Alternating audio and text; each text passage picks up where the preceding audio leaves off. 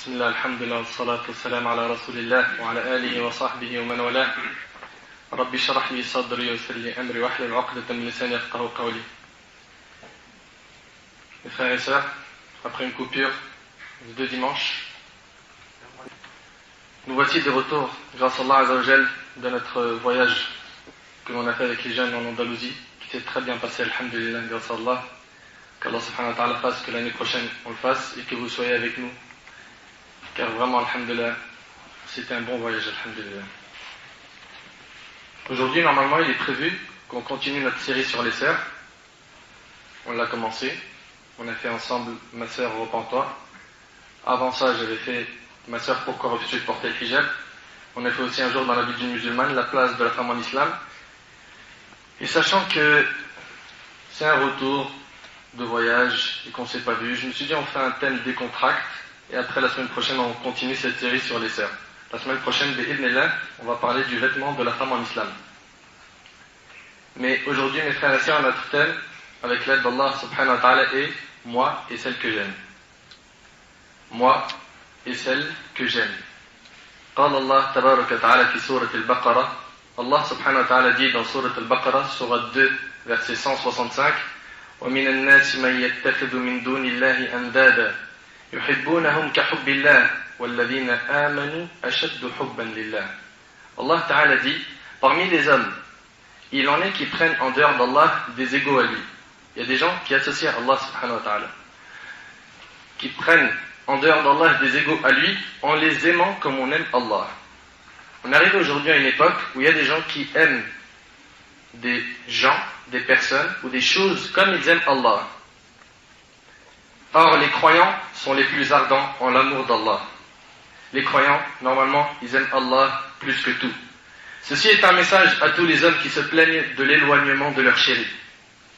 À toutes les femmes qui se plaignent de l'éloignement de leurs petits copains, ou de leurs copains, ou du frère qu'elles fréquentent sur le net ou autre. À tous ceux qui ont bu le verre de l'amour ensemble, qui ont passé des journées ensemble, qui ont veillé des nuits, qui se sont fortement aimés, je m'adresse à vous en vous demandant, pourquoi n'êtes-vous pas heureux? Pourquoi n'êtes-vous pas heureux? Chers frères et chères sœurs, à vous ces histoires, concentrez-vous bien et écoutez-les avec votre cœur. Une sœur s'adresse à nous en disant, je m'appelle Samira, et je vous raconte mon histoire alors que je suis dans une petite chambre. À côté de moi se trouve mon fils qui allait encore. Je vous écris ces paroles alors que les regrets du monde entier se trouvent au sein de mon cœur. J'étais comme toutes les jeunes filles. Mon seul rêve était de porter une robe blanche et de vivre heureuse avec celui que j'aime dans un appartement seul. Alhamdulillah, c'est ce qui s'est passé.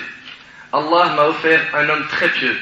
Mes rêves se sont réalisés et j'ai passé avec lui les meilleurs moments de ma vie. Je vous jure par Allah que chaque couleur que je voyais quand j'étais avec lui était belle.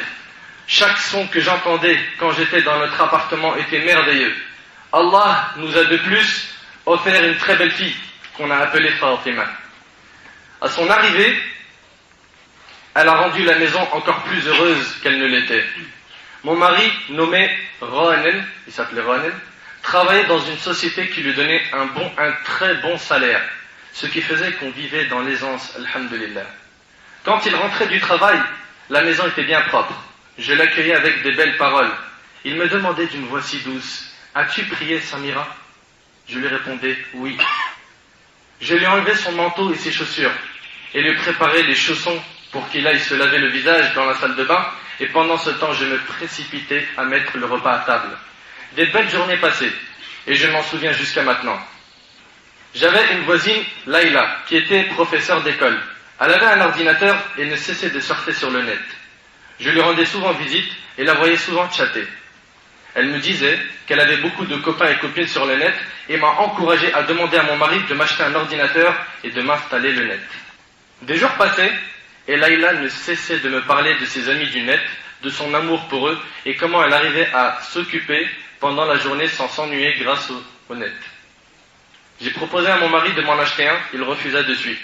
Puis me promit de m'en acheter un après mon accouchement. Elle avait déjà Fatima et elle était enceinte. Il lui a dit, après ton accouchement, je t'achète l'ordinateur. Les jours passèrent vite et Allah nous offrit le nouveau-né. Mourad, qui s'appelait Mourad. Ghanem, son mari, m'a donc offert un ordinateur. J'attendais avec impatience qu'il aille au travail ou à la mosquée pour prier afin que j'aille surfer sur le net et chatter. Mon mari m'aimait très fort et ne me laissait manquer de rien. Quand il rentrait du travail à une heure imprévue, il me voyait stressé.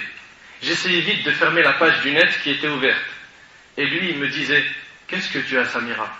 Je répondais rien, mais je pense que l'ordinateur est un peu lent. Je lui mentais. Il me souriait puis partait calmement. Quand j'étais chez Laïla, j'apprenais comment envoyer des fichiers et des photos. Et de là, toute la souffrance et tous les malheurs ont commencé. J'ai commencé à négliger les prières et parfois je la délaissais pendant des jours. Mon mari ne cessait de me le signaler. Les jours passaient, puis je fis la connaissance d'un homme sur le net qui avait pour pseudo M. Il versait sur moi des paroles d'amour avec une voix si douce et si apaisante. Plusieurs fois je me reprenais et me disais « Ittaqillah, crains Allah Samira, là tu es en train de tromper ton mari, crains Dieu !» Mais Shaitan, mon nefs, mon ego, ne cessait de m'ordonner le mal, et cet amour furtif était plus fort que moi. Mais je le dis sincèrement, si j'étais proche d'Allah, j'aurais été plus forte qu'eux. Je commençais à négliger la maison, à tel point que quand Ghanem rentrait du boulot, la maison était en désordre. Mon fils Mourad, lorsqu'il pleurait, je ne l'allaitais pas. Pendant des heures, tellement j'étais très prise par celui que j'ai commencé à aimer sur le net. Parfois je m'étonnais de ce que je faisais, car mon mari me disait des paroles encore plus belles que cet homme-là. Et comme vous le savez mes frères et sœurs, le shaitan embellit le haram. Il l'embellit. Wa alaykum assalam wa rahmatullah. Et surtout, mon mari était beaucoup plus sincère que ceux que je connaissais sur internet. Je ne comprenais pas pourquoi j'ai aimé cet homme de cette façon. Est-ce pour sa voix, pour ses belles paroles, pour sa douceur? Je suis arrivé au point où je rêvais de voir sa photo. Je passais des heures et des heures sur le net. J'entendais l'adhan, mais je me sentais très lourde et très lente. Ma peur pour Allah avait diminué à cause de mon éloignement de la prière, du Coran et de la bonne compagnie. Mon mari ne me demandait plus rien, ne me reprochait plus rien, entre autres la perte de temps. La perte de temps qui est pire que la mort, comme l'a dit l'imam Ibn al-Qayyim, rahimahullah. Pourquoi? Car la perte de temps te coupe d'Allah, alors que la mort te coupe juste des gens du bas monde. Il ne me reprochait plus rien, entre autres la perte de temps, et n'a jamais surveillé ce que je faisais sur internet. À tous ceux qui sont mariés, surveillez vos épouses, surveillez-les. Cet homme, M, a fait ma connaissance et connaissait mon nom, ainsi que toute ma vie. Je lui disais constamment que j'aimais mon mari, que mon bonheur était avec lui et que je n'avais besoin de personne d'autre à part lui. Mais lui ne cessait de me dire, oui, mais l'amour a un autre goût. L'amour a un autre goût. Il m'envoyait, un jour sa photo par mail, devant laquelle j'étais émerveillé. Shaitan avait rendu son regard éblouissant. Ses doigts posés sur ses joues le rendaient triste ou amoureux. Je commençais à m'attacher à lui très fortement et à m'éloigner énormément d'Allah. Quand mon mari travaillait de nuit, je restais toute la nuit devant mon ordinateur à parler avec lui. Et je lui disais que maintenant, je l'aimais plus que moi-même et que je souhaitais le rencontrer même si j'appréhendais cette rencontre, tout en étant encore hésitante. Il me remerciait pour ses paroles et me disait « Tu es la meilleure femme du monde ». Il me mentait. Et je savais qu'il mentait, mais ses paroles avaient beaucoup d'effet sur moi. Pourquoi? Parce que le shaitan, il facilite justement que le cœur se perce rapidement quand la personne elle est faible et quand elle s'éloigne d'Allah. J'ai même oublié le hadith du prophète alayhi salatu wassalam qui disait, d'après Amr ibn Abi Rabi'a radiyallahu anhu, que l'homme ne s'isole pas avec une femme qui lui est illicite sans un homme, un mahram, sans que Shaitan sera leur troisième, rapporté par Ahmed. Elle s'est isolée avec cet homme sur internet, comme beaucoup de nos sœurs aujourd'hui s'isolent avec des hommes sur le net, sur MSN, sur Facebook, et ils parlent ensemble, et ils s'isolent. Et au début c'est des bonnes intentions, et ils parlent même de religion, et ils parlent même de mariage. Ça part avec des bonnes intentions. Mais le problème, mon frère et ma sœur, toi qui m'entends, sache que le shaitan ne va pas vous rater. Et il va tout faire pour vous faire tomber. Wallahi al-azim, il va tout faire pour vous faire tomber. Et d'ailleurs, tu peux le remarquer, toi qui es concerné par ce sujet, que ton comportement avec cet homme, ou toi, tu peux remarquer qu'avec cette femme, tu n'es plus le même que tu l'étais au début. Au début, tu avais cette pudeur, tu avais une barrière quand tu parlais avec elle. Maintenant, tu l'as plus. Sache que demain, ça peut aller beaucoup plus loin que ça. Que l'homme ne s'isole pas avec une femme qui lui est illicite sans un homme, car Shaitan sera leur troisième. Voilà les paroles du prophète sallallahu alayhi wa sallam. Quiconque désobéit à ces paroles, qu'il assume ce qui va lui arriver. Et ce hadith est rapporté par Ahmed. Samira dit, j'ai oublié le Coran, que je ne cessais de lire. Les hadiths que j'écoutais souvent à la radio, quand j'ai commencé ma vie avec Ronan, je me sentais grave affaibli. Je sentais que j'étais prise en otage par cet homme. Je suis maintenant en train de pleurer pendant que je vous écris ces lignes, et je vais vous annoncer la fin de cet amour mensonge. Toutes les personnes qui prennent le chemin du haram, wallahi, sur cette terre, ils ne connaîtront pas la joie, sans compter dans l'au-delà. Tous ceux qui prennent le chemin avec une fille dans l'illicite, qu'ils s'attendent à avoir des malheurs dans ce bas monde, avant l'au-delà. Je parle à tous mes frères et sœurs, à tous les yeux qui vont lire mon histoire, à toutes les oreilles qui vont l'écouter, à tous les cœurs qui vont le ressentir. Ton amour, qui n'est pas dans la satisfaction d'Allah, est un malheur, une tristesse, un poids sur le cœur.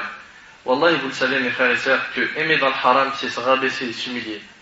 Et aimer dans le halal, quand tu es marié, aimer les gens de ta famille, tes proches, aimer pour Allah, tes frères, les sœurs entre elles, aimer pour Allah, c'est ce qu'il y a de plus beau. Et c'est ce qui fait en sorte que ta foi augmente et ta relation avec Allah aussi. Mais quand tu aimes dans le haram, tu te sens rabaissé. Tu te sens plus pourri qu'une chaussette trouée. Crois-moi sur parole, je sais ce que je dis. Une personne qui prend le chemin du haram et qui commence à draguer, que ce soit sur le net, téléphone ou n'importe quel autre moyen à la bibliothèque quand il va réviser ou autre, quand il a une relation avec une fille et que celle-là est dans le haram, les deux se sentent rabaissés. Pourquoi ? Parce qu'ils veulent atteindre une chose qu'ils n'arrivent pas à atteindre. Cette chose est le bonheur, et le bonheur se trouve auprès d'Allah subhanahu wa ta'ala. Et c'est pas avec l'accès du diable que tu vas trouver le bonheur. Crois-moi, je sais ce que je dis. Cet homme m'a donné son numéro. Donc elle parle de Monsieur M sur internet, qui lui a donné son numéro de téléphone portable. Et m'a demandé plusieurs fois de l'appeler, pour qu'il entende ma voix, qui elle serait différente de celle qu'il entendait sur le net. Regardez les ruses du diable. Je savais qu'il voulait connaître le numéro duquel j'allais appeler. J'hésitais énormément, jusqu'au jour où mon mari me dit qu'il avait du travail dans une autre ville pendant 3 jours. Et là, le shaitan, il s'est emparé de son esprit. J'ai montré à mon mari que j'étais triste, alors qu'au fond de moi, j'étais très heureuse qu'il partait pendant 3 jours. Mon mari me disait, tu as grave changé, Samira. La maison est toujours en désordre. Ta prière, tu ne cesses de la négliger. Ta fille Fatima, tu ne t'occupes plus d'elle, ni de moi, alors que je suis très doux avec toi. Tu es devenue très nerveuse, et tu cries tout le temps, pour rien. J'en suis sûr que c'est à cause de ton éloignement d'Allah. Je lui répondais, et regardez le shaitan ce qui lui a inspiré. Toi, tu ne sais pas c'est quoi l'éducation des enfants. Le fait de s'occuper d'eux me prend énormément de temps. Il m'accompagna, moi et mes enfants, chez mes parents, puis voyagea pour son travail. À l'heure de l'Asr, j'ai demandé à ma mère de me garder les enfants, pour que j'aille faire quelques courses. C'était la première fois que je sorte toute seule depuis que je me suis marié. J'ai ressenti un sentiment très étrange. Je sentais que j'étais seul. Je me demandais, qu'allais-je faire si un malheur m'arrivait ? Comment allais-je prévenir ma famille ? Je savais que dans l'islam, une femme n'avait pas le droit de sortir sans informer son mari, car elle est considérée comme étant une perle précieuse. J'étais comme une folle qui fut atteinte de la maladie de l'amour. Je me suis mise à chercher une cabine téléphonique, je sortis le numéro de Monsieur M de mon sac, puis commençai à composer le numéro en tapant 1, 2 et le reste des chiffres. Mes doigts tremblaient de peur. Je me demandais qu'est-ce qui allait décrocher.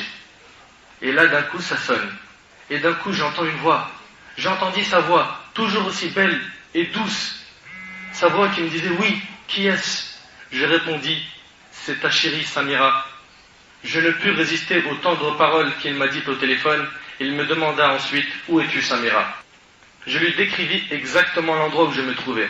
Je sortis de la cabine pour l'attendre, en me posant toujours la question, est-ce que je rentre chez mes parents, ou est-ce que je l'attends pour au moins bénéficier d'un de ses regards ?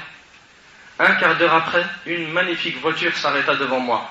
Les vitres commencèrent à descendre petit à petit, puis son visage apparut devant moi. J'étais sûr que c'était lui, car c'était la même photo que j'avais reçue par email. Je n'en croyais pas mes yeux. J'étais comme une folle. Il me dit, viens, entre Samira. J'hésitais à monter dans sa voiture, puis il insistait, entre s'il te plaît ma chérie. On va juste faire un tour en voiture, puis on revient au même endroit. Mes pieds se dirigeaient tout seuls vers la voiture. J'ouvris la porte tout doucement, puis m'assis à côté de lui. De là commença les malheurs. On aurait dit que je suis monté dans le bateau des malheurs, dans le bateau de l'enfer.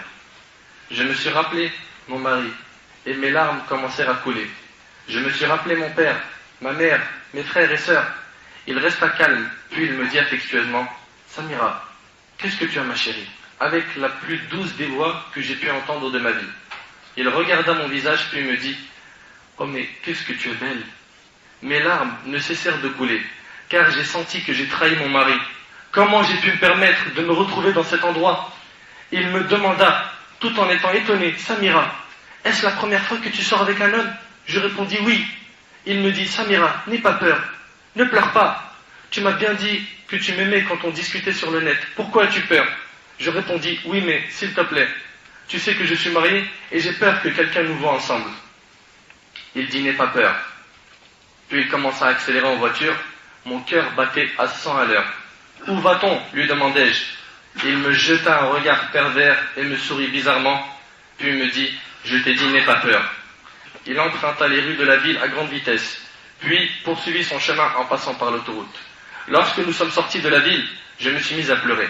Les souvenirs de mon enfance me revenaient à l'esprit. Et c'est comme ça, hélas. Le shaitan, quand il piège quelqu'un, c'est quand il tombe dans le piège qu'il commence à regretter. Et quand nous, on met en garde, comme là maintenant, on est en train de mettre en garde contre cette mixité et ce mélange sur le net et cette isolation, les gens ne nous écoutent pas. Quand ils nous écoutent, quand elle est enceinte, quand elle doit avorter, quand son cœur il est brisé, quand lui il en peut plus, il sait plus comment se séparer d'elle. C'est maintenant qu'on nous écoute, pas quand on prévient. On n'écoute qu'à la fin, une fois que le mal est fait. Lorsque nous sommes sortis de la ville, je me suis mis à pleurer. Les souvenirs de mon enfance me revenaient à l'esprit. Lorsque je vivais chez mes parents, j'étais si naïve et si chaste. Je me suis souvenu quand Ghanem était venu me demander en mariage, quand j'étais en robe blanche, ma nuit de noces. Est-ce que tous ces souvenirs seront souillés par ce jour d'aujourd'hui? Je me suis mis à pleurer en sanglots. C'est à cause de moi, c'est moi la fautive. Je criais, mais lui souriait. Nous arrivâmes dans une forêt bien loin de la ville, où 3 jeunes hommes baraqués, au visage affreux m'attendaient. C'est à peine que la voiture s'arrêta, qu'ils ouvrirent la porte, me tirèrent pour me jeter par terre et m'insultèrent de tous les noms. Moi qui n'entendais que des belles paroles de Ghanem, ils se sont mis à me frapper très fort. Je regardais Monsieur M en pleurant. Je criais pendant qu'il me déchirait mon gilbab. Qui, wallah, il n'a jamais goûté à de tels supplices. C'est ça ton amour? C'est ça ton amour, lui demandai-je. Il me souriait en disant, doucement les gars, doucement avec cette belle femme. Puis, ils entendaient ces phrases et ils continuaient à me taper avec haine. Plus ils les entendaient, plus ils me tapaient avec haine de toute leur force. Ma vie s'assombrit devant mes yeux, c'est moi la fautive. Non, c'est Laïla la fautive. Non, c'est à cause du net. Non, c'est à cause du chat. Non, c'est à cause de cet homme. Mais en vérité, c'est pas à cause de tout ça, c'est de ta faute. J'ai délaissé ma prière et mes obligations face à Allah. Je me suis souvenu de ma fille Fatima. Si seulement tu savais, ma chérie, que ta mère est à cette heure-ci entre les canines de ces renards. Je me suis souvenu d'elle quand elle me tirait de l'ordinateur et me disait, maman, pourquoi tu ne restes plus avec moi comme avant? Pourquoi tu ne parles plus avec moi? Je me suis souvenu également de Ghanem lorsqu'il me disait, pourquoi tu changeais Samira? Pourquoi ton charmant sourire est devenu absent? Je me suis souvenu de mon fils Mourad qui pleurait quand il avait faim alors que je n'étais plus là pour lui. Je me suis souvenu de l'ordinateur, de l'adhan quand il disait Hayya ala salah, Hayya ala al-falah, alors que j'étais toujours préoccupé ne répondant plus à l'appel d'Allah. Aujourd'hui je récolte ce que j'ai semé. J'ai perdu ma chasteté, ma pudeur et ma fierté. Je ne suis plus la femme que le prophète sallallahu alayhi wa sallam a décrit quand il a décrit la femme pieuse en disant, le croyant ne bénéficie d'un bien après la piété que d'une bonne épouse. S'il lui ordonne quelque chose, elle lui obéit. S'il la regarde, il sent le plaisir. Il sent le plaisir. S'il lui fait jurer par le nom d'Allah, elle satisfait son serment. Et s'il s'absente, elle garde son honneur et son argent, rapporté par Ibn Majah. Il est où ton honneur, ma sœur? Il est parti. Et là, je me suis mis à crier devant tous ces hommes. Pardonne-moi, Ghanem! Pardonne-moi! Je ne te mérite pas! Pardonne-moi, ma chère Fatima! Pardonne-moi, Mourad! J'entendais sa voix me dire, maman, maman! Depuis cet instant-là, je me suis juré que j'allais faire un grand retour vers Allah. Oh Allah, je suis Samira la repentante, accepte mon repentir. À tous ceux qui lisent ou écoutent mon histoire, ou la ressentent, faites-moi des doigts pour qu'Allah me pardonne. Je me suis remémoré la parole d'Allah dans Sourate An-Naml où Allah dit أَمَّنْ يُجِيبُ الْمُضْطَرُّ إِذَا دَعَاهُ وَيَكْشِفُ السُّوءَ وَيَجْعَلُكُمْ خُلَفَاءَ الْأَرْضِ. N'est-ce pas lui qui répond à l'angoissé? C'est Allah qui répond à l'angoissé quand il l'invoque et qui enlève le mal et qui vous fait succéder sur la terre. J'ai commencé à hurler de toutes mes forces. Oh toi qui réponds à l'angoissé quand il l'invoque! Oh toi qui réponds à l'angoissé quand il l'invoque! Il voyait mes larmes, mais n'avait aucune pitié de moi. Il se moquait de moi. Leur insulte était comme des flèches qui atterrissaient dans mon cœur. Un d'eux me disait, c'est maintenant que tu dis oh Allah? Pourquoi ne l'as-tu pas dit depuis longtemps? Chacun d'eux fit de moi ce qu'il avait envie. Tous, ils ont commis le haram avec moi, puis ils nous priment la voiture. J'essayais de récolter les quelques bouts qui restaient de mon gilbert qu'ils avaient déchiré. Monsieur M se trouvait à côté de moi. Il ne cessait de rire en me disant, c'est bon, arrête de pleurer maintenant. Je lui dis, espèce de traître. Il me gifla si fort que mes lèvres ont saigné. Mes joues étaient enflées. Ces joues sur lesquelles ma fille Fatima ne cessait de m'embrasser. Mes larmes continuaient à couler. Il m'accompagna à l'endroit où nous nous sommes rencontrés, puis s'en alla. J'ai ramassé mon gilbert en récoltant le plus de morceaux possible et rentré chez mes parents. Je n'arrivais même pas à marcher à cause de la douleur que je ressentais à mes jambes. Je me suis précipité vers la salle de bain, j'ai lavé mon visage et me suis regardé dans le miroir. Je ne m'étais jamais vue aussi écœurante que ce jour-là. Les marques des gifles étaient remarquables. J'ai lavé mon visage de nouveau, puis je me suis dirigé vers mon ancienne chambre qui détenait plein de beaux souvenirs. Des souvenirs de mon enfance, lorsque j'étais sage, pudique et innocente. J'ai fermé la porte et j'ai pleuré. Pleuré, jusqu'au point où j'allais perdre la vue. Ma fille Fatima frappait à la porte et disait « Maman, ouvre-moi la porte s'il te plaît. Ouvre-moi la porte s'il te plaît. » Puis ma mère à son tour « Ouvre la porte. » J'ouvris la porte, elle me vit dans cet état, me prit dans ses bras et me dit « Samira, qu'est-ce qui t'est arrivé? Qu'est-ce que tu as ma chérie ?» Je répondis « J'ai eu un mal de tête terrible quand j'étais au marché. Je n'ai pu le supporter, je suis donc tombé sur mon visage. » Ma mère a compris par ma voix que je mentais. Ma mère me laissa et s'en alla. J'ai fermé la porte lorsque soudain j'entendis l'adhan. C'était très beau. C'est Allah qui m'appelle. Va-t-il me pardonner? Va-t-il me pardonner?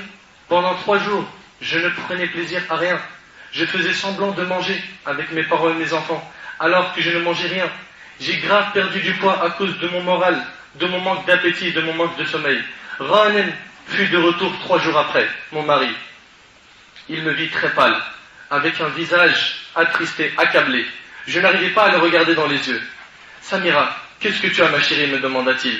« Rien, juste un peu fatigué. » Il me prit par la main, et là les mauvais souvenirs avec Monsieur M se retraçaient devant mes yeux. Je ne pus retenir mes larmes qui ont coulé de suite. D'un coup, je me suis retrouvé par terre, évanoui. 2 jours après, je me suis réveillé et je me suis retrouvé à l'hôpital, dans un service de réanimation. Les médecins ont dit à Ranen que je souffrais d'une dépression nerveuse. Je me suis mis à pleurer en disant « Je ne mérite pas Ranen. Ranen est plus fidèle que moi. Il faut que je demande le divorce. » À l'heure des visites, Ranen arriva, me prit par la main avec douceur, mes larmes coulaient encore. Il me demanda « Samira, ma chérie, raconte-moi ce qui s'est passé. Ressens-tu des douleurs quelque part ?» Les regards de Ranen me poignardaient.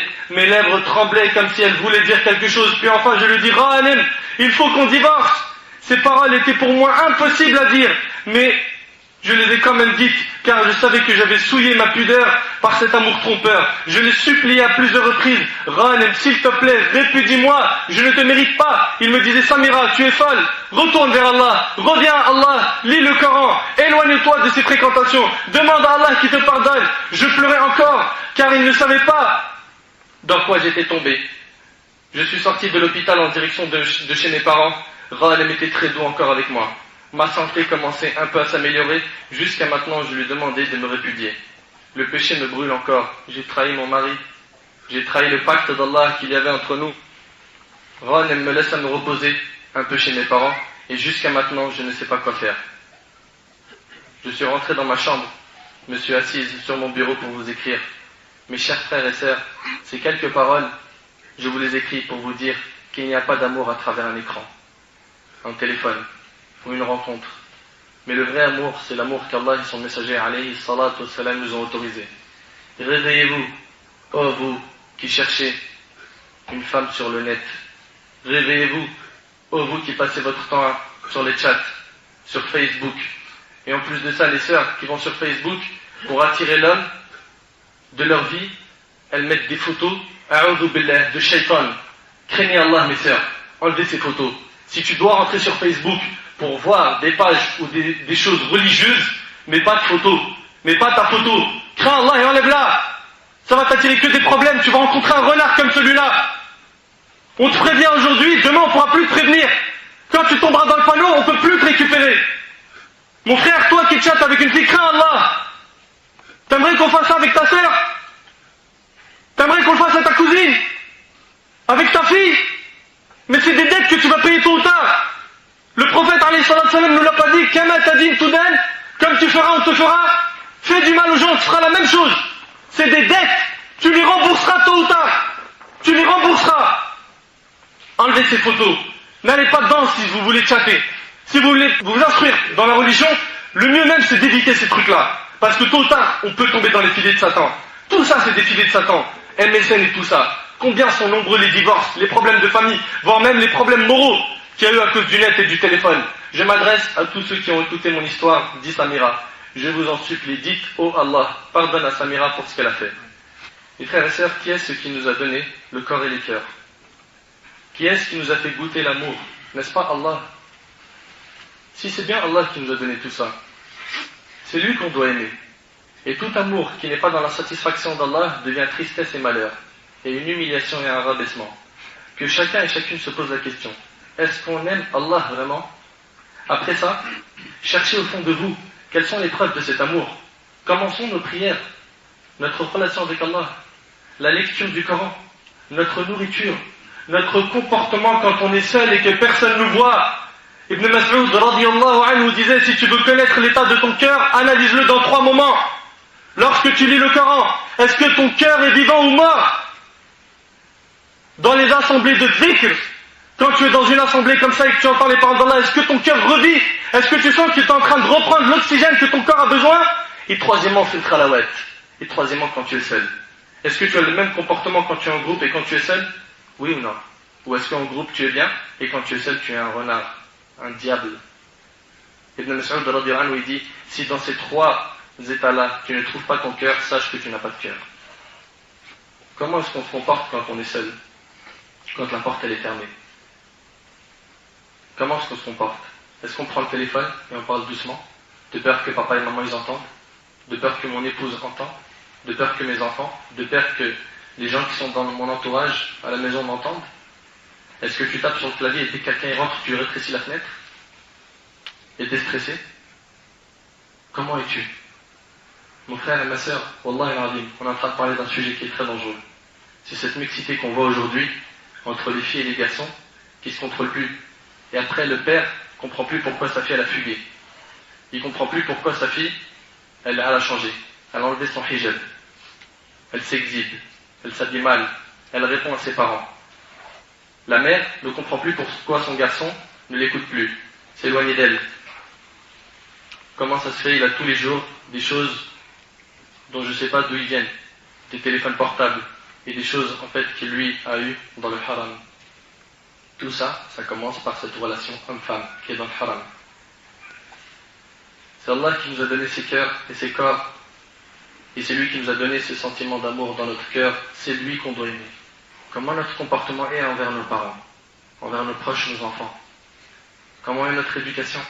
Avons-nous purifié nos cœurs de toute jalousie ou autre maladie du cœur? Est-ce qu'on plaît à Allah dans toutes nos actions? Sinon, comment pouvons-nous prétendre qu'on l'aime?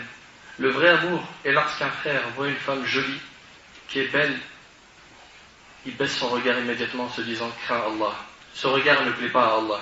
Il peut m'emmener vers la perdition. Et c'est également lorsqu'une sœur observe un homme qui lui plaît, ou le voit à la télé, ou autre, elle se met à baisser le regard en disant « Non, ce regard ne plaît pas à Allah ».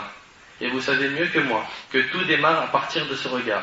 Ce regard, c'est la flèche du diable. Dès qu'elle pénètre le cœur, c'est terminé.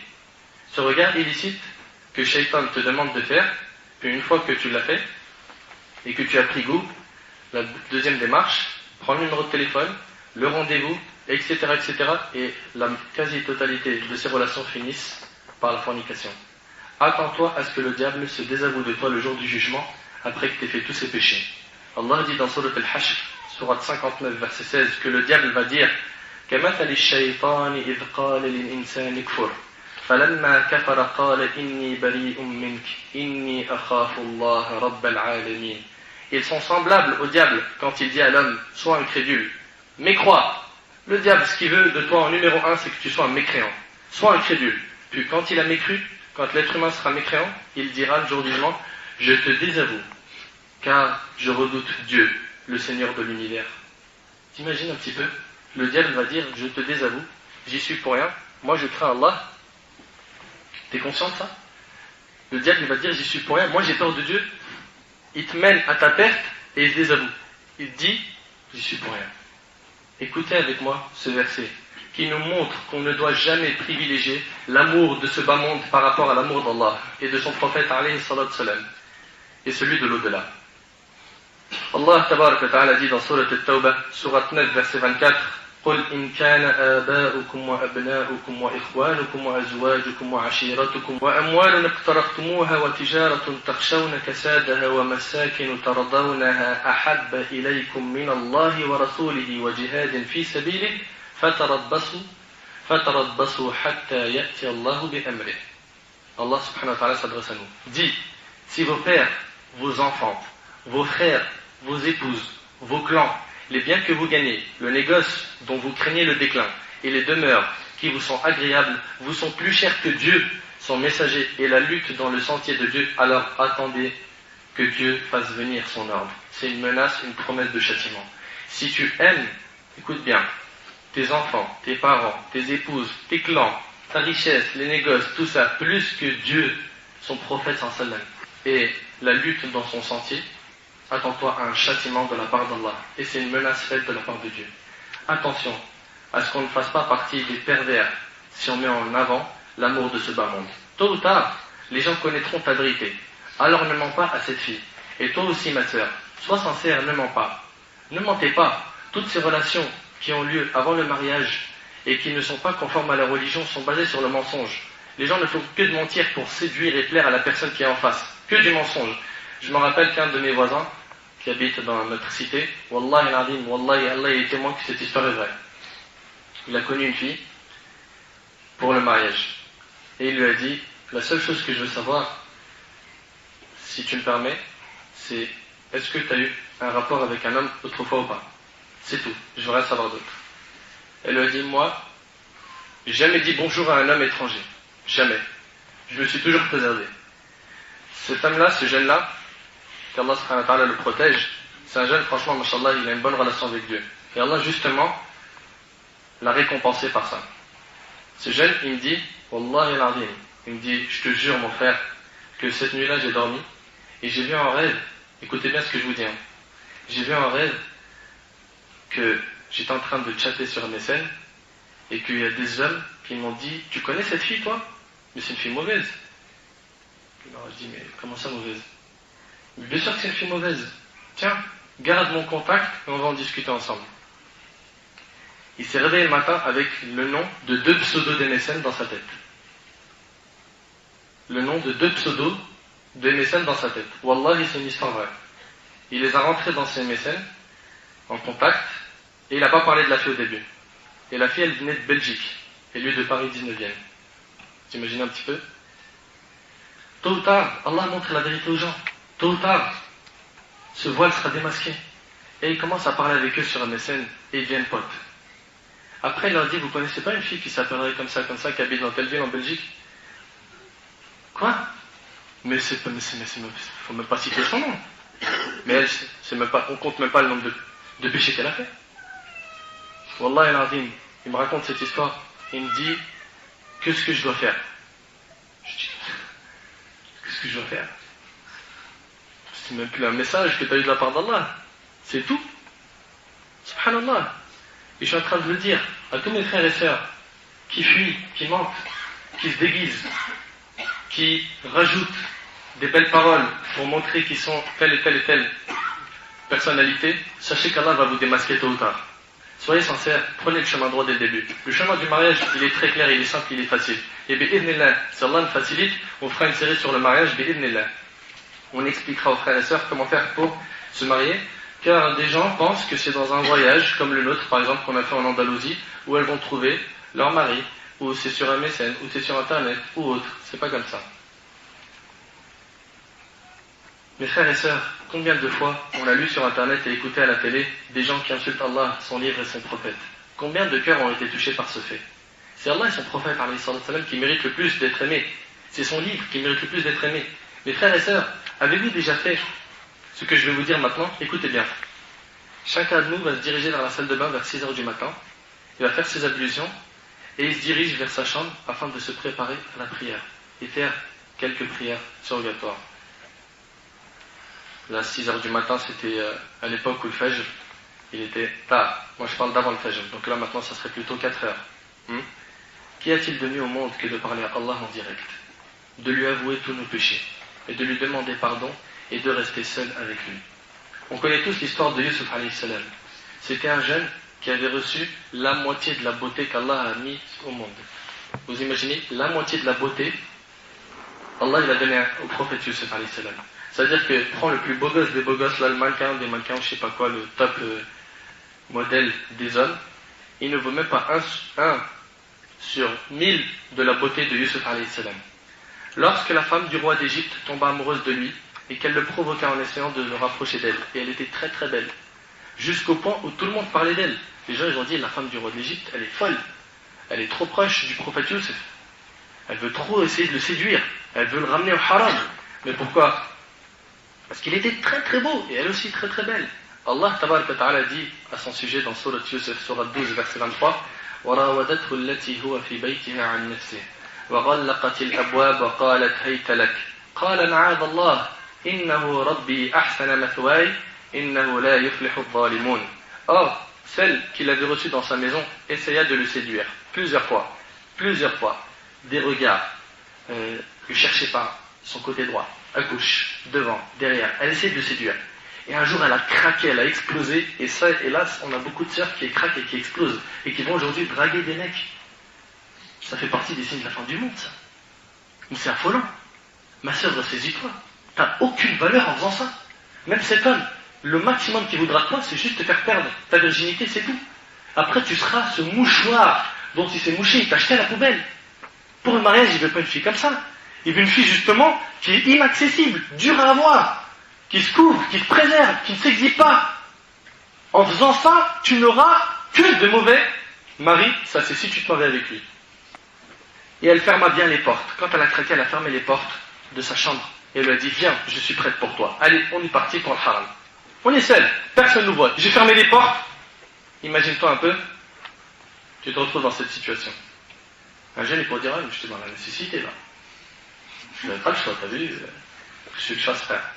Elle m'a enfermé, c'est chaud. C'est chaud, frère, c'est fou, quoi. Tu connais l'histoire de Abu Bakr al-Miski?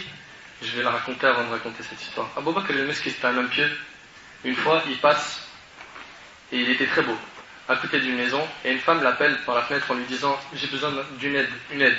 Il monte, avec une bonne intention, il rentre, elle ferme la porte, elle s'habille avec une tenue, laisse tomber provocante, et elle lui dit, tu sors pas de chez moi tant qu'on n'a pas commis la fornication.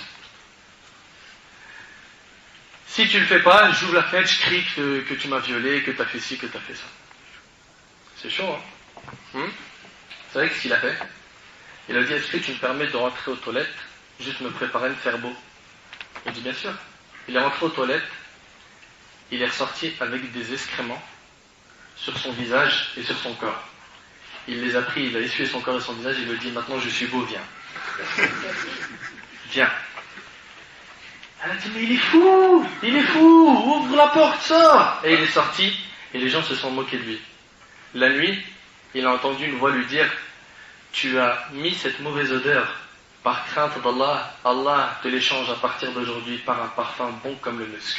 Et là où il marchait, il sentait le parfum sans se parfumer. T'as bien en retour ce qu'il a eu?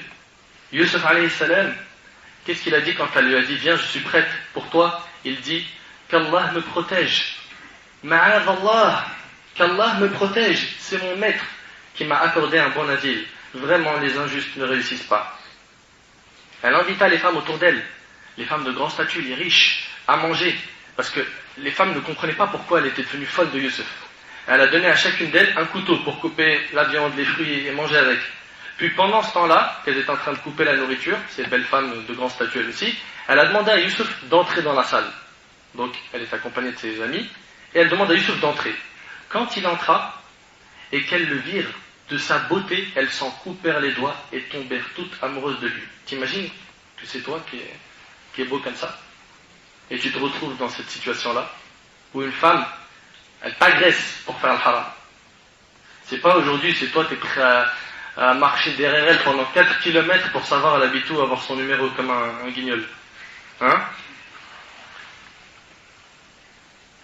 À tous les frères, je m'adresse à vous.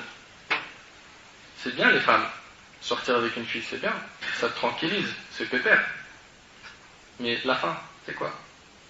Youssouf, alayhi salam, quand la femme du roi a tout fait pour faire le haram, jusqu'au point où elle a fermé les portes du palais, etc., qu'est-ce qu'il lui a dit? Il lui a répondu, quand elle lui a dit qalat hayta lak, viens, je suis prête pour toi, il lui a dit quoi? La réponse, elle est dans le Coran.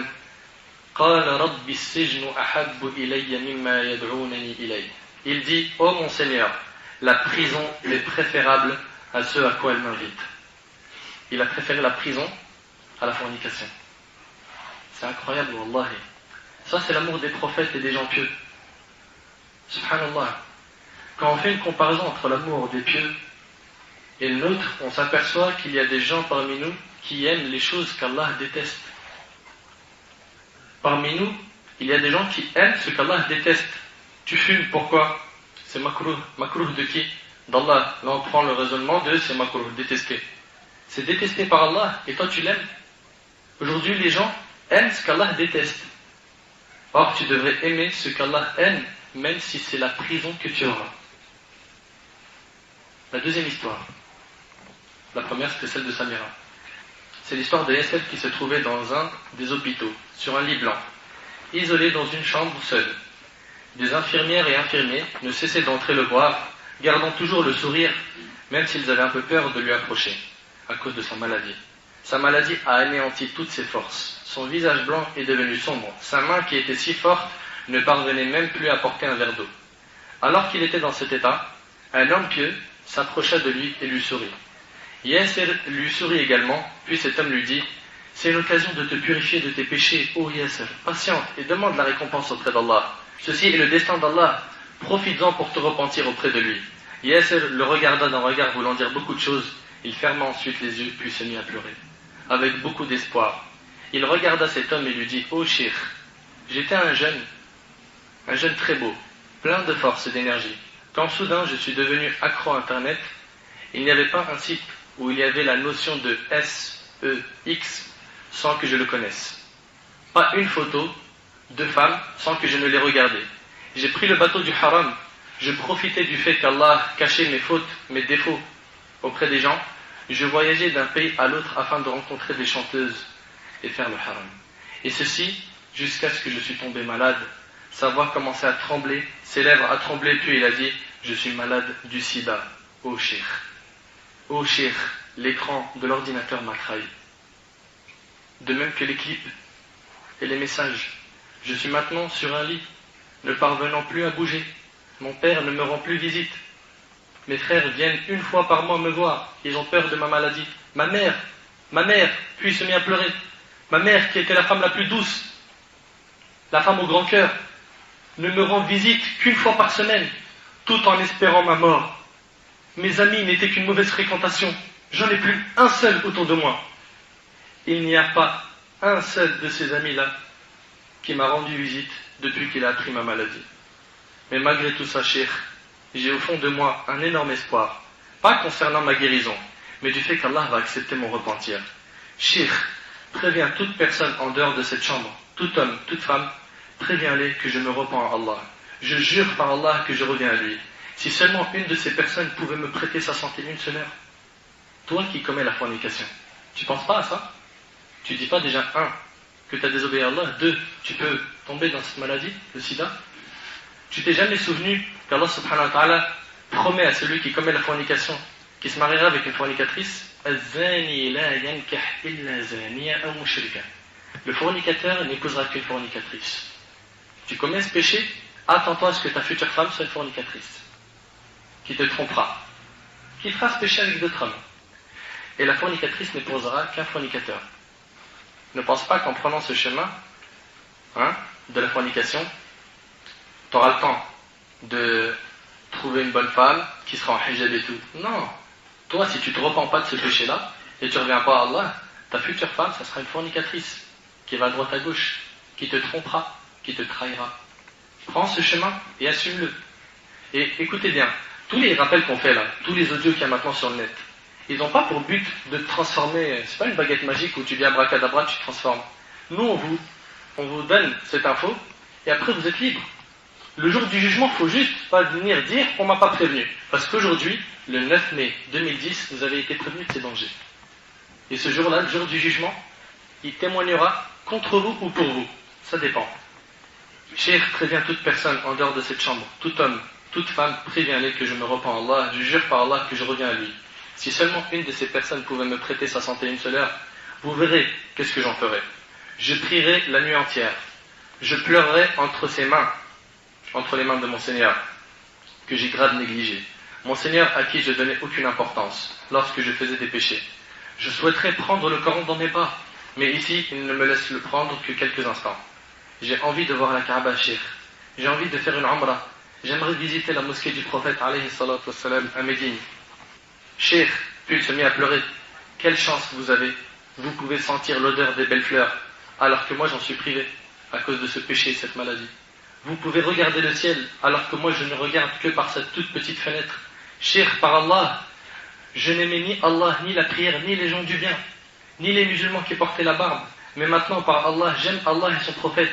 Je les ai aimés avec sincérité. Non pas parce que je suis malade, mais parce que j'ai réalisé que mon cœur ne s'apaisait que lorsqu'il était proche d'Allah, lorsqu'il était rempli de son amour et celui du prophète, alayhi salatu wassalam. Et vous le remarquez, tous, sans exception, que lorsqu'on en est proche de Dieu, on se sent bien. Et lorsqu'on s'éloigne de lui, on est mal. Et quand on prend le chemin des péchés et du haram, on se ment à nous-mêmes en essayant de nous dire qu'on est bien, mais on est mal. On est mal et on le sait au fond de nous. Donc ce jeune dit, je les aime avec sincérité. J'aime Allah et son prophète avec sincérité, non pas parce que je suis malade, mais parce que j'ai réalisé que mon cœur ne s'apaisait que lorsqu'il était proche d'Allah, lorsqu'il était rempli de son amour et celui de son prophète, alayhi salatu salam. Je te jure, Cheikh, c'est grâce à la miséricorde d'Allah que je suis encore vivant à cette heure-ci. Je ressens tellement de douleur, puis se mit à pleurer et à pousser un cri de souffrance, tout en disant, je me repens à toi, ya Allah. Je me repens à toi, ya Allah. Ô vous les jeunes qui prenez plaisir à draguer, ô vous les renards, craignez Allah. Votre fin peut être celle-ci, sans compter que ce que vous faites aux gens comme injustice, vous le payerez sur terre. Vous avez sûrement des sœurs, des cousines, des filles, sachez qu'on fera la même chose avec elles, et que tout ça, c'est des dettes que vous devrez payer. Tout ça, c'est des dettes que vous devrez payer. Et vous connaissez toute cette histoire, je l'avais racontée dans plusieurs audios, je la reprends encore une fois. Un jeune, c'était un loup.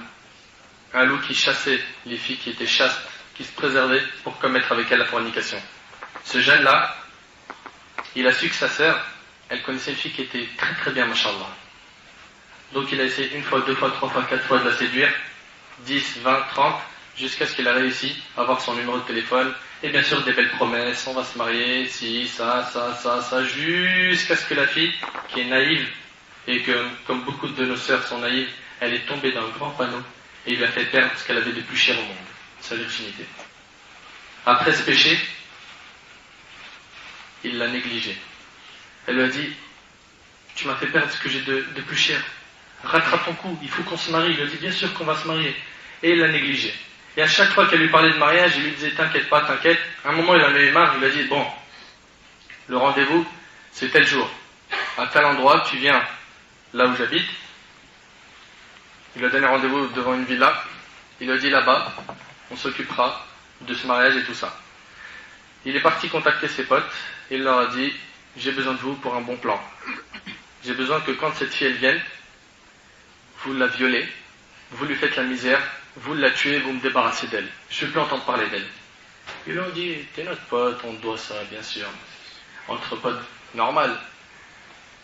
Et le jour J, elle devait aller justement pour ce mariage mensonge.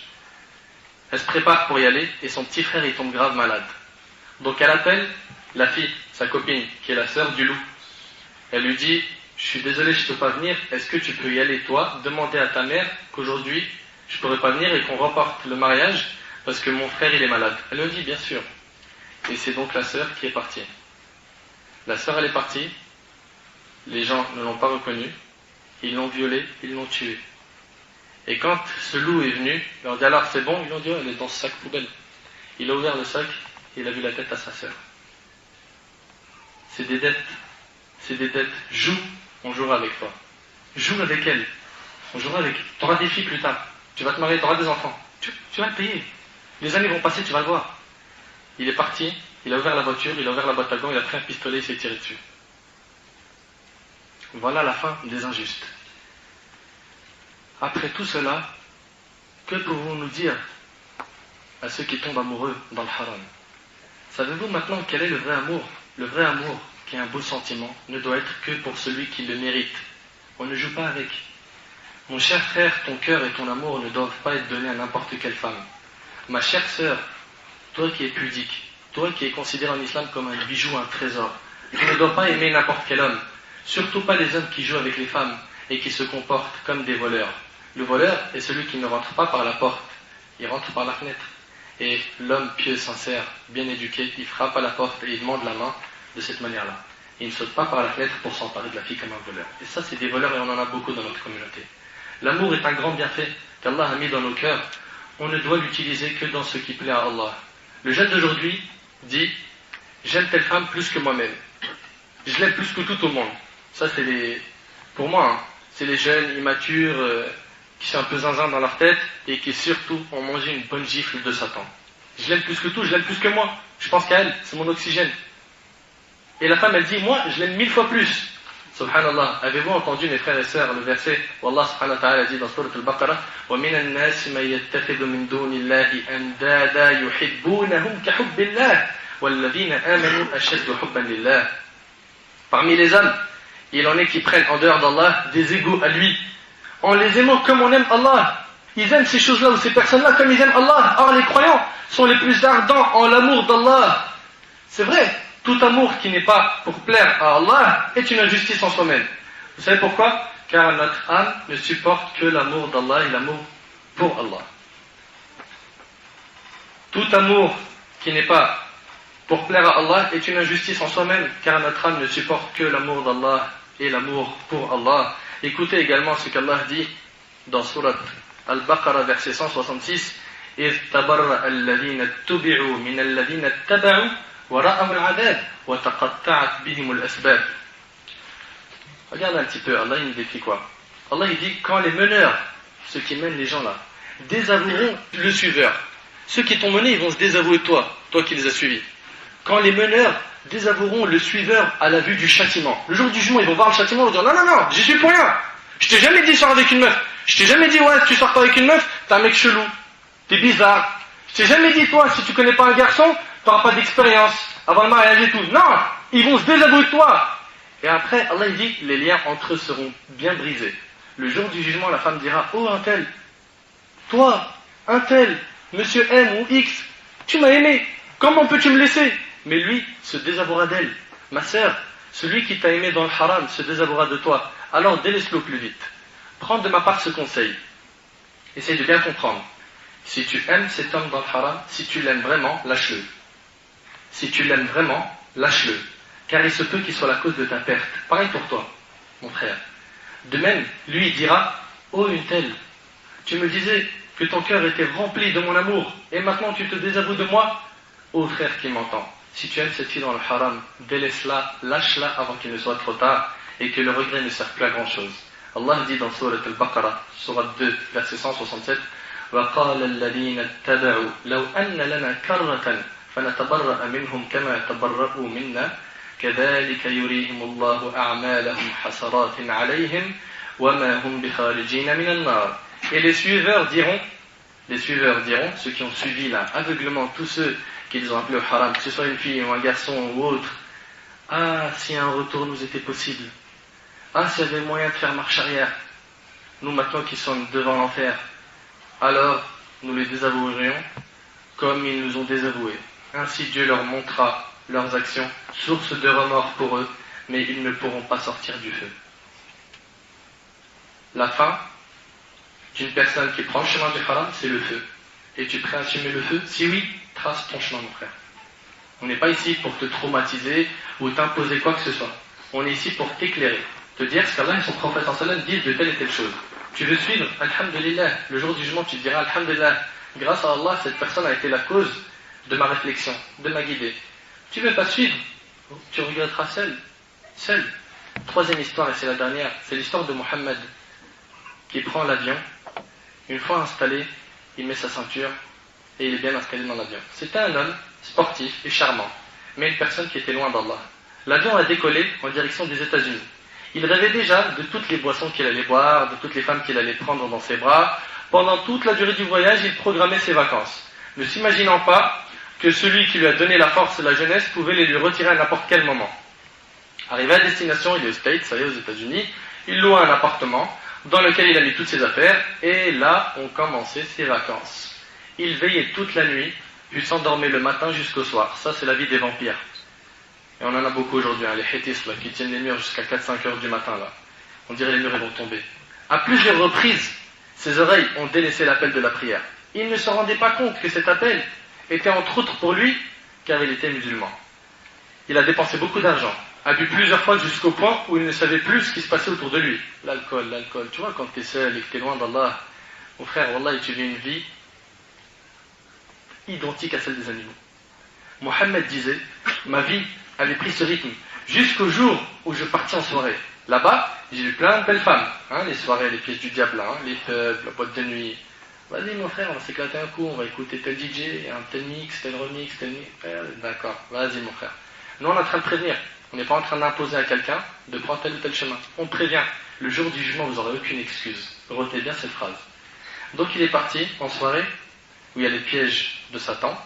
Il a demandé un verre, puis il a commencé à boire, et il donnait même des pots de vin, un rachwa. Je savais que l'alcool était haram, mais mes passions m'ont fait tout oublier. De loin, une des femmes me regarda d'un regard sensuel et doux. Elle s'approcha de moi, me tendit sa main, puis se jeta complètement dans mes bras. C'est vrai que j'ai beaucoup désobéi à Allah, mais cette fois-ci, les sentiments étaient indescriptibles. Ses traits montraient que c'était une femme arabe. Puis, d'un coup, elle se mit à parler en arabe, mais un arabe débutant. Elle me demanda, « Est-ce que tu es arabe ?» Je répondis oui. Elle dit, « Moi aussi, et j'ai la nationalité américaine, je suis né ici. » Elle me demanda, « Comment tu t'appelles ?» Je lui répondis, « Mohamed. » Elle dit, « Je n'aime pas ton prénom. » Je demandai pourquoi. Elle dit, « Je suis chrétienne, j'aime pas ce prénom. » Mon corps s'éloigna d'elle d'un coup, car j'ai senti sa haine contre l'islam, mais mes passions ont tellement envahi mon cœur que j'ai souri, puis changé de sujet. « Aimes-tu danser ?» lui demandai-je. « Oui, » répondit-elle. Nous nous sommes mis à danser, puis à la fin de la soirée, je lui ai demandé de venir avec moi, mais elle refusa. J'ai réessayé à plusieurs reprises, mais elle insista sur le refus. En rentrant chez moi, son visage n'a pas quitté mon esprit. Mon cœur s'était grave affaibli du fait de mon éloignement d'Allah. Après 2 soirées avec elle, mon cœur ne cessait de s'attacher à elle. Jusqu'au jour où je lui ai demandé de dormir chez moi une nuit. Elle accepta, mais lui dit à une condition, c'est que tu portes cette chaîne. C'était une chaîne avec pour pendentif une petite croix. J'ai ressenti un sentiment étrange et me disais, certes j'ai désobéi à Allah, certes je ne prie pas, certes je n'ai pas vu mes parents depuis quelques mois, mais je suis tout de même musulman. Le problème est que mon amour pour elle était plus fort que tout. Je me suis précipité à prendre la chaîne, je l'ai mise autour de mon cou comme un prisonnier, un esclave. Je lui ai souri, puis elle m'a dit, waouh, elle te va très bien, c'est un cadeau de ma part, je ne veux te rencontrer qu'en te voyant avec. J'ai passé avec cette femme de superbes journées. Shaitan m'embellissait tout ce qui était interdit. Un jour, je lui ai demandé de sortir avec moi, mais elle refusa. Je l'ai supplié en lui proposant même de l'argent. Comme je vous ai dit, l'amour dans le haram, il rabaisse et il humilie. Wa alaykoum salam. L'amour dans le haram, il rabaisse et il humilie. Fait de toi, excuse-moi du terme, un chien. Un chien derrière cette fille, pas un être humain. Et un jour, je lui ai demandé de sortir avec moi, mais elle refusait, je l'ai supplié, en lui proposant même de l'argent, mais elle continuait à refuser en me disant, franchement, je veux que tu te convertisses d'abord au christianisme. T'as vu comment ça va vite? Ces paroles ont atterri dans mon cœur comme un tonnerre, une foudre. Je lui ai dit, mais ceci est impossible. Elle lui répondit, moi aussi. À partir d'aujourd'hui, il m'est impossible de rester avec toi. Shaitan me disait, mais vas-y, dis-lui que tu acceptes. Dis seulement avec ta langue que tu sors de l'islam, juste avec ta langue, t'as rien à perdre. T'as vu un peu le Shaitan, comment il est fort? Petit à petit, il te rapproche du péché. Hélas, aujourd'hui, beaucoup de nos frères et de nos sœurs ont lâché leur religion pour une femme ou un homme, et des fois même pour des cartes de séjour. Le lendemain, elle va me voir avec une tenue très attirante. Elle approcha son visage du mien et me dit, tu as le cœur dur, tu ne ressens pas l'amour. Je n'ai pu résister à ses paroles et lui dis, ben si, qu'est-ce qui a fait que je m'attache à toi de cette manière? Elle lui dit, eh bien, qu'est-ce qui t'empêche de devenir chrétien? Je n'accepterai de me marier avec toi que si tu le deviens. Là, j'ai tout oublié. Et j'ai oublié même que je m'appelais Mohammed comme le prophète alayhi salatu wassalam. J'ai oublié mon père qui me réveillait pour prier le Fajr quand j'étais en primaire. J'ai oublié ma mère qui ne cessait de demander à Allah de me guider quand elle me voyait rentrer tard chez moi. Je me suis même oublié moi-même. Je suis devenu un esclave de l'amour et de la passion comme beaucoup de nos frères et sœurs aujourd'hui. Beaucoup de nos frères et sœurs aujourd'hui sont devenus des esclaves de l'amour et de la passion. Je suis parti avec elle, je me suis rasé les cheveux, puis je me suis converti au christianisme. Je suis allé pour la première fois de ma vie à l'église, et quand je suis rentré, je me suis mis à pleurer sans m'en rendre compte. C'était les larmes de la foi qui sortaient de mes yeux. À la porte de l'église, je ne réalisais plus. Après toutes ces années de ma vie, je deviens chrétien. Oh Allah, quel sera mon châtiment? Sera-t-il le feu? Où est la crainte de mon Seigneur? Où est donc ma pudeur? Où est mon attachement à ma religion? Tout ça a disparu à cause d'une fille. Après ça, je suis rentré chez moi en vitesse. Et je l'ai abandonné, cette fille. J'ai touché ma tête qui n'avait plus de cheveux. Et je me suis dit, qu'est-ce que tu fais, Mohammed? Que fais-tu, Mohamed? Tu as délaissé la religion de Mohamed. J'ai énormément pleuré. J'ai fermé la porte de chez moi. Et je me suis retrouvé dans une plage de larmes. Un océan de larmes. Shaitan me disait, il n'y a plus moyen de retourner en arrière. Tu es maintenant chrétien, tu vas mourir chrétien et tu iras en enfer et tu assumes. Je me suis souvenu de mon grand-père quand il faisait la veine, l'appel à la prière, de mon Coran qui était dans ma chambre, d'un ami à moi qui était pieux et qui me disait tout le temps, Mohamed, fais gaffe à la mauvaise fin. Je me suis mis à crier en disant, non, non, oh Allah, ne prends pas mon âme maintenant, je vais retourner à l'islam, je retourne vers toi, vers le Coran. Je suis allé en vitesse dans la salle de bain, j'ai jeté la chaîne avec le pendentif dans les toilettes, je me suis purifié et fait mes grandes ablutions.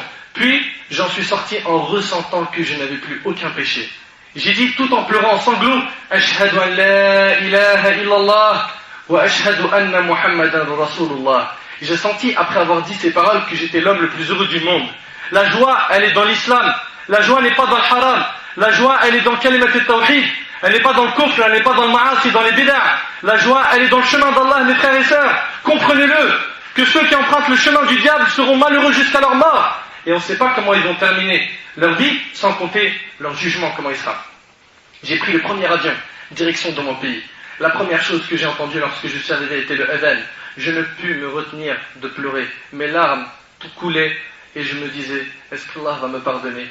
Arrivé chez ma mère, je me suis jeté dans ses bras et je lui ai dit, maman, c'est fini, je ne désobéirai plus jamais à Allah. Pardonne-moi tout ce que j'ai pu faire comme mal. Celui-là, alhamdoulilah, il a eu l'occasion de se réveiller, de se repentir avant sa mort. Mais est-ce que toi qui fais ce péché, tu penses que tu auras cette occasion? Est-ce que tu penses que Allah subhanahu wa ta'ala, après t'avoir laissé tant d'années sur terre, et que toi tu t'es détourné de lui, tu penses que ta demeure finale sera le paradis? Si tu as pris le chemin de l'enfer, tu finiras en enfer. Pardonne-moi tout ce que j'ai pu faire comme mal, pardonne-moi mon éloignement de la maison. Elle me serra fort dans ses bras et me dit, mon fils, retourne vers Allah, il sera heureux de ton retour car il est miséricordieux. Le prophète sallam nous a dit qu'Allah il était miséricordieux envers nous. Dans Sahih Muslim, le prophète sallam a vu une maman qui cherchait son petit enfant bébé qu'elle allaitait, qu'elle avait perdu. Un bébé, t'imagines un peu à quel point la maman est attachée à un bébé qui allait, et elle l'a cherché, et à un moment quand elle l'a trouvé, elle était très heureuse, elle l'a serré fort dans ses bras, et directement elle lui a donné à boire de son lait. Le prophète et les compagnons, ils ont tourné leur visage, et le prophète leur a dit, voyez-vous une telle mère jeter son fils en enfer? Est-ce que vous imaginez que cette maman pourrait prendre ce bébé et le jeter en enfer? Ils ont dit non. Il leur a dit, sachez qu'Allah est plus miséricordieux envers ses serviteurs que ne l'est cette maman avec son fils.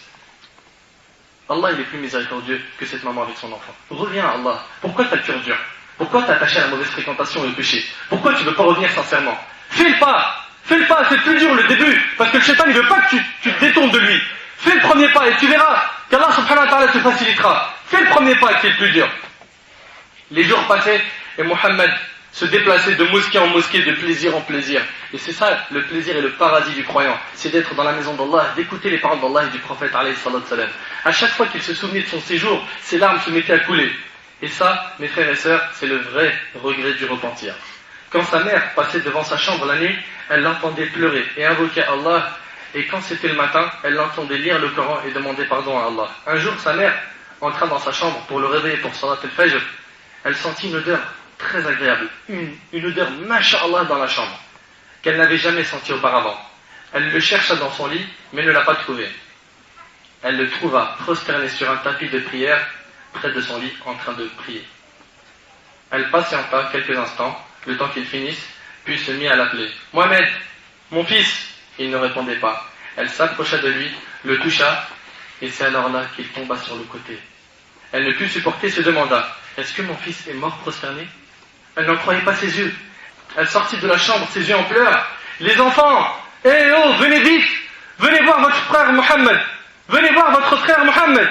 Ils s'approchèrent, le bougèrent. « Maman, notre frère Mohammed est mort, il est mort prosterné. Qu'Allah subhanahu wa ta'ala fasse que notre mort soit comme celle de Mohammed, dites Amin. »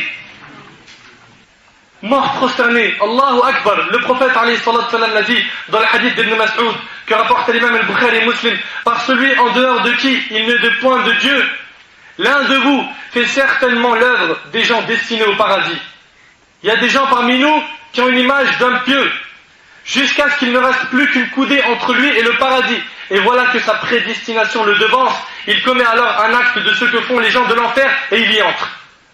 Toute sa vie, il a pris le chemin droit et il meurt d'une mauvaise fin. Pourquoi ? Parce qu'il n'était pas sincère.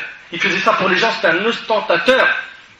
Et Allah démasque son vrai visage en montrant aux gens ce qu'il était vraiment. Et l'un de vous fait certainement l'œuvre des gens voués à l'enfer, comme c'était le cas de Mohammed, jusqu'à ce qu'il ne reste plus qu'une coudée entre lui et l'enfer. Une coudée. Et voilà que sa prédestination le devance. Il fait alors un acte de ce que font les gens du paradis et il y entre. Une personne, elle peut basculer vite, elle peut changer vite. Et les cœurs des serviteurs d'Allah sont entre les deux doigts du miséricordieux, il les fait changer d'état quand il le veut. La mère a su que l'odeur qu'elle avait sentie était celle de son âme pure, que les anges de la miséricorde avaient prise. Allah fut heureux de son retour vers lui. Il lui a donc accordé une bonne fin. Il a aimé Allah, Allah a donc aimé sa rencontre. Quelle belle fin qu'a eu notre frère Mohammed. Nous devons tous envier l'amour d'Allah pour lui. Mes frères et sœurs, signons un pacte avec Allah, comme quoi nous allons faire ce qui lui plaît, et nous éloigner de tout ce qui lui déplaît, et en numéro 1, les relations illicites entre hommes et femmes, et la mixité, l'isolement derrière les claviers, derrière les téléphones et derrière les textos, et même dans des rencontres, dans des endroits où il n'y a pas de mahram, et ce n'est pas ta femme. Éloigne-toi de ça, mon frère. Wallahi, si on te dit ça aujourd'hui, c'est pour ton bien. Ma sœur, Wallahi, si tu sens qu'on est peut-être méchant avec toi, c'est pour ton bien, parce qu'on a vu beaucoup de sœurs, et une des sœurs m'avait envoyé un email, elle me dit, Wallahi, le cours sur la mixité que tu as fait, il est peut-être un petit peu dur, mais je peux te témoigner que je travaille à l'hôpital, et le nombre de femmes musulmanes qui viennent avorter à cause de justement ces relations avant le mariage, il est trop important. Trop important. Trop important, les sœurs qui perdent ce qu'elles ont de plus cher. Et réfléchis avec une seule logique. Est-ce que tu l'aimerais pour ta sœur ? Non ? Stop. Ne fais pas de mal aux gens si tu n'aimes pas que les gens fassent ce même mal à ta famille. Je finis par un texto que j'ai reçu et un poème. Je commence par le texto. Il est un petit peu marrant, ça peut détendre un peu l'atmosphère. Le texto dit « Je cherche le paradis. Peux-tu m'indiquer comment m'y rendre, s'il te plaît ?» Oui, bien sûr. Dans ton cœur, tu prends l'autoroute de la foi. Dans ton cœur, tu prends l'autoroute de la foi. L'autoroute, pas le périph', là où ça roule vite, l'autoroute de la foi. Puis la sortie de la shahada. Tu continues tout droit jusqu'au feu rouge de la mosquée, là-bas tu rencontreras la prière. Après le feu rouge, tu prends la première à droite en direction de la zakat, en passant par le ramadan. Tu te trouveras au rond-point du hajj. Là tu prends la troisième sortie. Puis tu t'arrêtes au stop du Coran, et tu continues jusqu'à la sunna.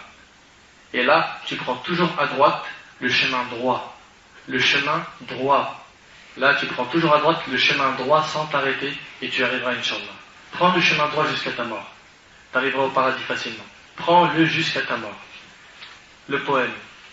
Demain, je deviens musulman. Ça, c'est tous ceux qui retardent les bonnes actions. Demain, je deviens musulman. Demain, je deviendrai sincère. Demain, je commencerai la prière. Demain, j'irai à la mosquée. Demain, j'aurai le cœur illuminé. Demain, propre sera mon sang. Demain, je deviendrai musulman. Mais pour l'instant, ce n'est qu'aujourd'hui. Mon frère, ma sœur, les jours nous sont comptés. À chaque jour qui passe, nous voilà amputés. Tu comptes peut-être dès demain commencer, mais qui te dit que tu pourras encore te racheter? Tu repousses chaque jour les bonnes actions, croyant nativement que ce soir tu stoppes l'effusion. Mais entre nous, ça fait combien de temps qu'à toi-même ouvertement tu te mens, quand t'entends du haut du minaret le rappel, et tu restes sourd à ce parfait appel. Malgré tes beaux yeux, tu restes aveuglé par ce bas monde et tous ses vices cachés. Les jours défilent, les mois, les années passent, et toi jusque maintenant, t'es toujours à ta place. Tu te dis toujours demain, il est trop tôt pour lever mes mains. Le temps est pourtant ton maître, mais toi tu restes comme un traître. T'es pas conscient que t'es dans le faux, et pourtant crois-moi, changer il le faut. Mon frère, ma sœur, les jours nous sont comptés. À chaque jour qui passe, nous voilà amputés. Tu comptes peut-être dès demain commencer, mais qui te dit que tu pourras encore te racheter? Quand viendra ton jour, tu partiras. Mais dis-moi, quel bagage tu emporteras? Celui des erreurs et des bavures, ou celui où jamais tu assures? L'au-delà, ça dure pas qu'un an.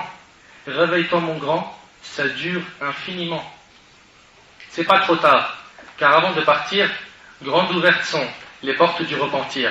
Réveille-toi, je t'assure, tout n'est pas mort. Occupe-toi plutôt de ce que sera ton sort. Pour chaque acte, bon ou mauvais, tu seras rétribué. Vaut mieux pour toi que vers le bien ta balance soit penchée. Lâche tes délires qui te mènent à rien et espère que le paradis un jour sera tien. Maintenant, si tu le veux, faut le mériter. Et dès à présent, commence à y travailler. Mon frère, ma sœur, les jours nous sont comptés. À chaque jour qui passe, nous voilà amputés. Tu comptes peut-être dès demain commencer, mais qui te dit que tu pourras encore te racheter? Mon frère, ma sœur, la vie d'ici-bas n'est qu'une épreuve avant celle de l'au-delà. Active-toi pour pas que tu aies un goût amer le jour où tu seras mis en terre. Car très vite, tu sauras ce qu'il adviendra de toi. Et ce jour-là, ne te demande pas pourquoi. Et même si tu pleures comme un enfant à sa mère, quoi que tu fasses, pas de retour en arrière. Tes regrets et ta peine ne pourront s'effacer. Tu n'auras pas d'autre choix. Tu n'auras pas d'autre choix que de les supporter. D'autant plus que tu étais au courant de la récompense et du châtiment. À toi de voir ce que tu veux gagner, le paradis ou l'enfer pour l'éternité. Enfin, ta vie, comme tu l'entends, tu vas mener. Moi, j'espère juste qu'au fond, tu as les épaules pour assumer. Mon frère, ma sœur, les jours nous sont comptés. À chaque jour qui passe, nous voilà amputés. Tu comptes peut-être dès demain commencer, mais qui te dit que tu pourras encore te racheter? Mais qui te dit que tu pourras encore te racheter? Mais qui te dit que tu pourras encore te racheter? أسأل الله سبحانه وتعالى أن ينفعني بما قلت وأن ينفعكم بما سمعتم. هذا ما أعلم والله عز وجل أعلى وأعلم. سبحانك اللهم وبحمدك أشهد أن لا إله إلا أنت أستغفرك وأتوب إليك. جزاكم الله خير والسلام عليكم ورحمة الله وبركاته.